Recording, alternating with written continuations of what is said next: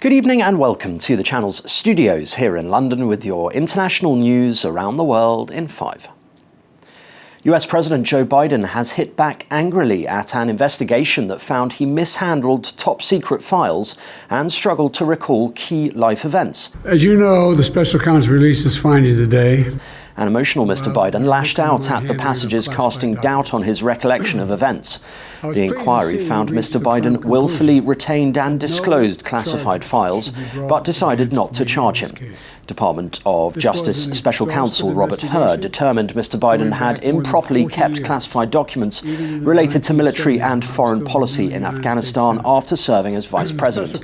The scathing 345-page report released earlier in the day said the president's memory had significant limitations.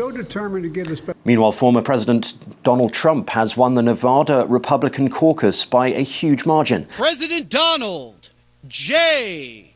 Trump! And I'm proud to be an American The only other person whose name was on the ballot was Ryan Binkley, a pastor and businessman. It means Mr. Trump will take all Nevada's 26 delegates, the system used by the parties to determine their presidential candidate. Initial results showed the former president gaining over 99% of the vote. He has now won contests in 3 states, Nevada, Iowa, and New Hampshire, making him the presumptive Republican candidate in November's general election. The United States has warned Israel that staging a military offensive into Gaza's southern city of Rafah without proper planning would be a disaster. Some 1.5 million Palestinians are surviving in the city bordering Egypt in dire humanitarian conditions. The White House said it would not support major operations without due consideration for the refugees there.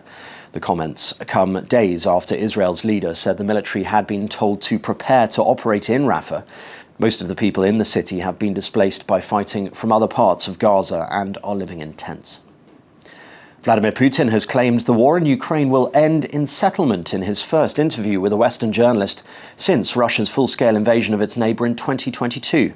Do you think NATO is worried about this becoming a global war or a nuclear conflict? In an interview with Tucker Carlson, he said ties between Ukrainians and Russians would eventually be rebuilt. The Russian leader also used the interview to try to justify his full-scale invasion almost 2 years ago, repeating his claims that Russian security was at stake.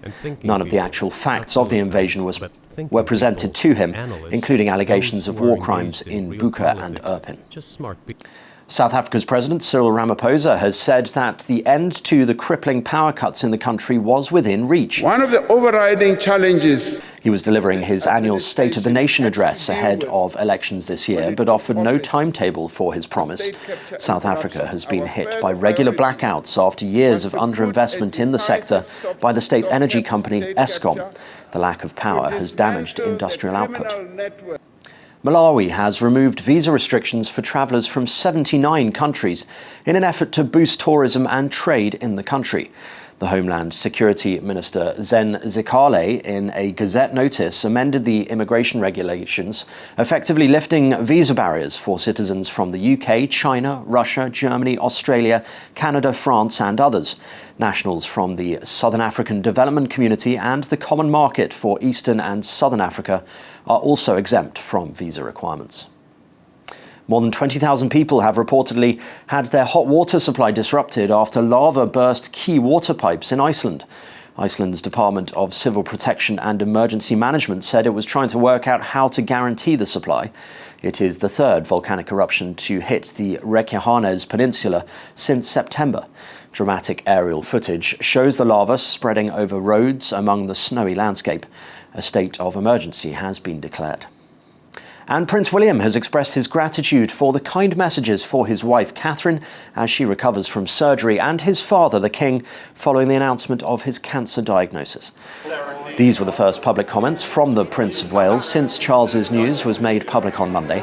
William made the speech at a charity fundraiser for London's air ambulance and jokingly told Tom Cruise, who was also at the event, not to borrow any of the helicopters. I'd like to take this opportunity to say thank you also for the kind messages of support for Catherine and for my father, especially in recent days. It means a great deal to us all. And that's your international news around the world in 5. Now back to the channel studios in Lagos.